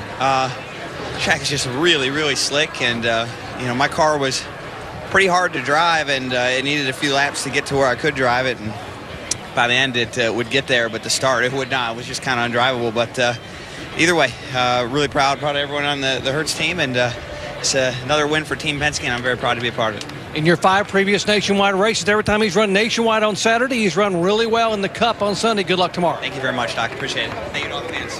Brad Keselowski in Victory Lane. Let's go to Dave Burns. With Brian Scott, who finishes 7th today, but puts himself in next week's Dash for Cash and had a lot of activity with the 11 among them on track today. Talk about your day. Well, I'm proud of everybody on the Short Lodge Camaro and everybody at Richard Childress Racing. We unloaded nowhere where we needed to be, but through hard work and good communication, we made a lot of changes on the car, got it a lot better, had a good qualifying effort. Was going to have a really good day, and I hate, you know, on that restart that I got in the 11 and caused that mix-up. I think it cost me a couple spots, probably cost the 11 a couple spots. It's just my fault. I had a good roll going on the outside, and it was my first time restarting in the outside lane, and they kept beating me when I was on the bottom by rolling a lot of speed up there, and I was trying to do just that, just roll a lot of speed, and they checked up, and I just got into them, and I apologize. I think he knows I don't really race like that. I will be good, but proud of these guys for rebounding, fighting, good pit stops, and getting us locked into the Nationwide Insurance Dash for Cash next week at Chicago. Could be a big weekend next week. Jamie?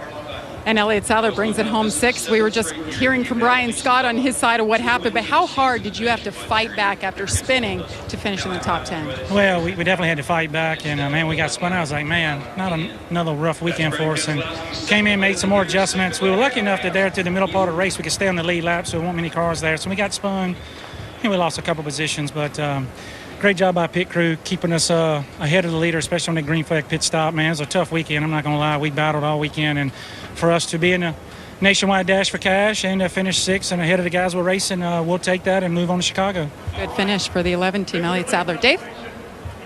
So with his top 5 finish, Chris Buescher also puts himself in the Dash for Cash. I guess question 1 is, how in the world did you go 92 laps without stopping on fuel? Yeah, that was a pretty crazy move. I give all the credit to the crew chief and our engineer up there on the box. You know, that was a brave call, and it worked out. I think I was lifting at the flag stand the last 5 laps there, so pretty crazy day. But this Ford EcoBoost Mustang was fast in practice. We knew we had a good piece. It was just a matter of putting it together, getting that track position, which they did on pit road for me. So, like you said, we're in the Nationwide Insurance Dash for Cash now, which is awesome going into to Chicago now. So there's a lot of good things coming. We're the top rookie here as well. Just an overall really good day for us. Can't thank these guys enough. You know, Roush Fenway Racing and Ford and Ford EcoBoost. All these guys that are, you know, putting everything together for me to be able to come do this. So we're making progress. So let's look ahead to next week. It seems to me like Chicagoland, based on your history, is somewhere you've run before. And what do you think about your potential there to take home $100,000? I think should be a lot of fun. You know, I've run several ARCA races there. You know, should be one of those places where we're able to pick up pretty quick. You know, try and get used to these Nationwide cars and the feel that they will have there. Another mile and a half for us. So we'll go there. We'll learn as much as we can in practice, and we'll get it to the front and hopefully get that Dash for Cash money. Great day and a great week ahead for Chris Buescher. Dave, thanks. Thinking about that Chicagoland race next weekend. And Brian Scott, maybe his best track in the Dash for Cash. Elliott Sadler, winner there a couple of years ago, won the $100,000 a couple of years ago. Could be a fun night next Saturday night. Join us at the track. Then on to the Brickyard, Iowa, Watkins, Glen, and more.